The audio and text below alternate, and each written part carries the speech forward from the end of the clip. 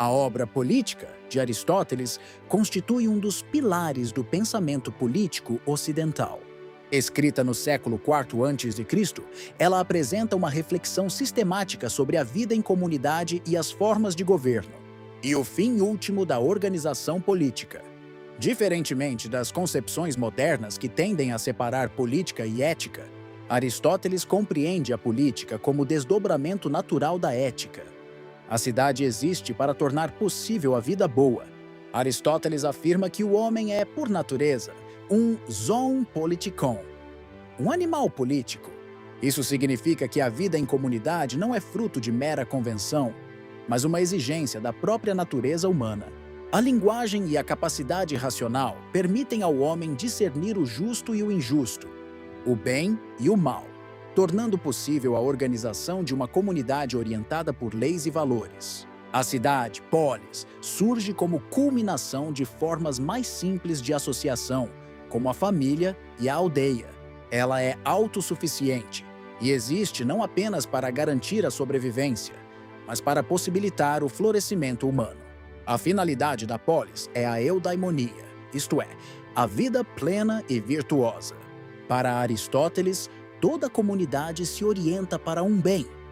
A cidade, sendo a comunidade mais elevada, visa ao bem supremo. Assim, a política não pode ser reduzida a técnicas de poder ou estratégias administrativas.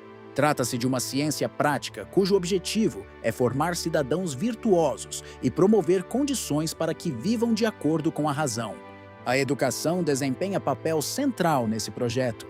A cidade deve moldar o caráter dos cidadãos, por meio das leis e das instituições, formando hábitos virtuosos. A lei, portanto, não é apenas instrumento coercitivo, mas pedagógico. Aristóteles classifica os regimes políticos segundo dois critérios: quem governa e se governa para o bem comum ou para interesses particulares.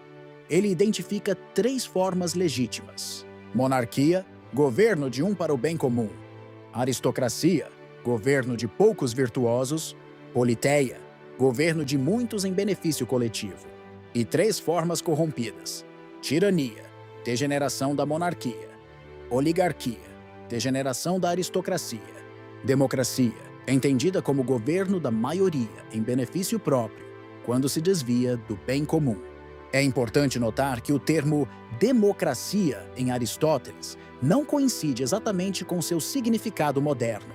Para ele, a melhor forma prática de governo seria uma constituição mista, combinando elementos democráticos e oligárquicos, garantindo estabilidade e justiça. Aristóteles destaca o papel da classe média como fator de equilíbrio.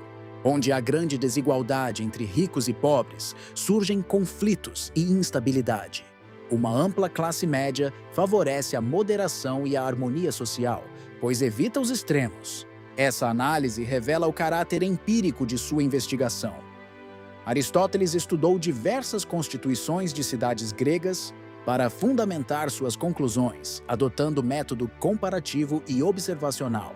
A política aristotélica não é neutra quanto aos valores. O Estado deve promover a virtude, pois somente homens virtuosos podem sustentar uma ordem justa. A liberdade, nesse contexto, não é mera ausência de restrições, mas capacidade de agir conforme a razão. A vida política é, portanto, expressão elevada da racionalidade humana. A cidade justa é aquela que orienta seus membros ao aperfeiçoamento moral e intelectual.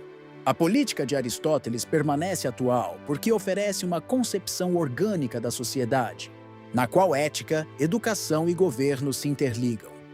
Ao afirmar que a finalidade da comunidade é a vida boa, Aristóteles estabelece um paradigma segundo o qual a política deve servir ao desenvolvimento integral do homem. Sua reflexão continua a desafiar as concepções contemporâneas que reduzem a política a disputas de poder ou interesses econômicos, recordando que a verdadeira finalidade da organização social é a formação de cidadãos capazes de viver segundo a virtude e a razão.